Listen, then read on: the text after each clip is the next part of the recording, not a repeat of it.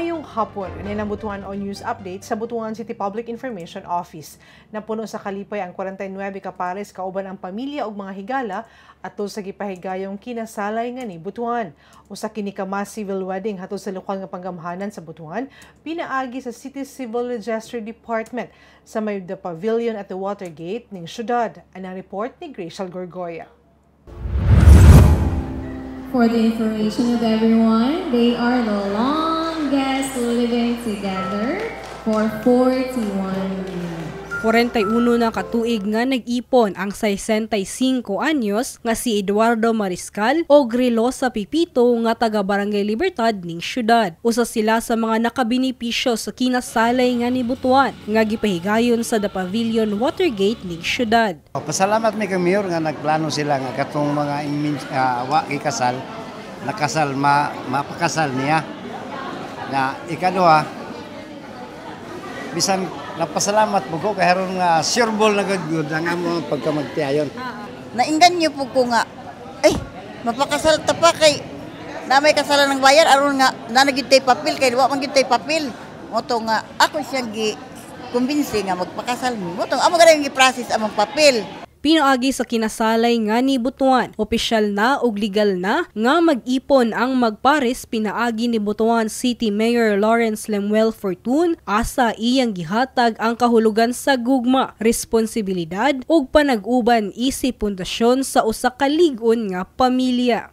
So kini nga desisyon, ma-appreciate nako kay conscious, deliberate, sigurado nga desisyon on your part. Unlike anang uyab-uyab lang, head over heels na, video na ta, kay di pwede nga magbuwag ta. Di ay, kung matilawan na, unsa gyud ang kinabuhi, ilaw sa parehas nga bubong, mugawas na ang diferensya sa mga batasan, dito na magkagubot, they would realize nga di man day sila meant to be, di man day sila para sa matag-usa, magbulag na hinuon. Kining inyo, klaro yun tested na di ba? Nangita na lang mo og formalidad nga i-formalize ang inyong panag-uman.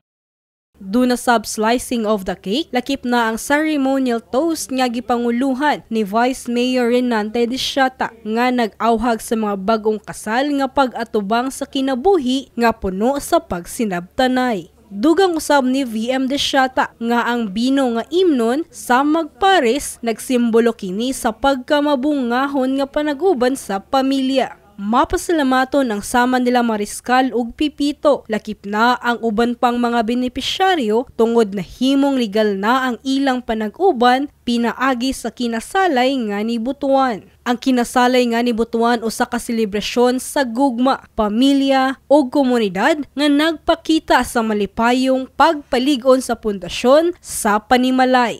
Gracial Gorgoya para sa Butuan on News Updates.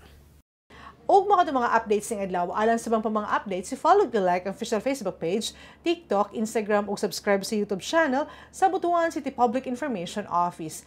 Ako si Charmaine Awitan. Daghang salamat.